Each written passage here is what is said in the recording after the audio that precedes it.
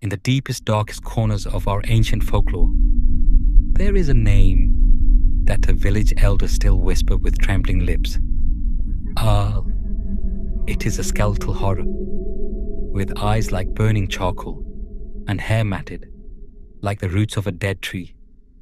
Its target, their mother, who has just brought new life into this world. The rule is simple and terrifying. In the first 10 days after childbirth, when the mother is weak and her scent of blood lingers, Al comes to drip the liver from her chest, and woe to the family if it drags that burning liver to running water, for in that moment the newborn turns black and the curse is sealed forever. It was the 7th night of Rana's childbirth. Inside the room, the women whispered desperate prayers, but the air reeked of stale death. Outside, in the freezing courtyard, stood the men. They were warriors, proud men, yet they trembled. With daggers drawn and steel bared, they waited in the shadows. They weren't fighting for honor tonight. They were fighting against an ancient nightmare. The dogs howled into the abyss, and the stench of swamp water choked the night. They knew oil was near. The men stormed the courtyard, blades raised high, but their blood turned to ice.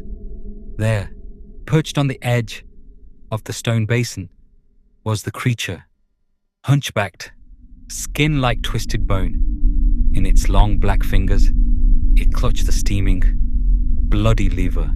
Its eyes, 2 pits of hellfire, locked onto the men.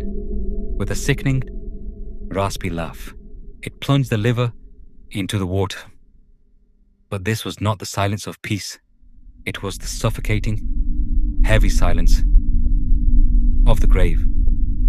The men fell to their knees, their daggers slipping from numb, useless fingers.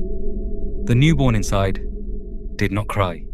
It went cold, its skin turning the unnatural color of midnight, cursed by the water that now swallowed its life essence.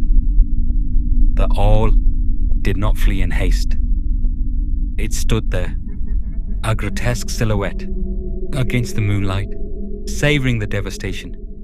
Then, with a mocking, raspy chuckle that vibrated in the very marrow of their bones, it dissolved into the darkness like ink dropped in a clear well. The curse was not merely an event. It was the beginning of a life of rot, a shadow that would hang over the village for generations.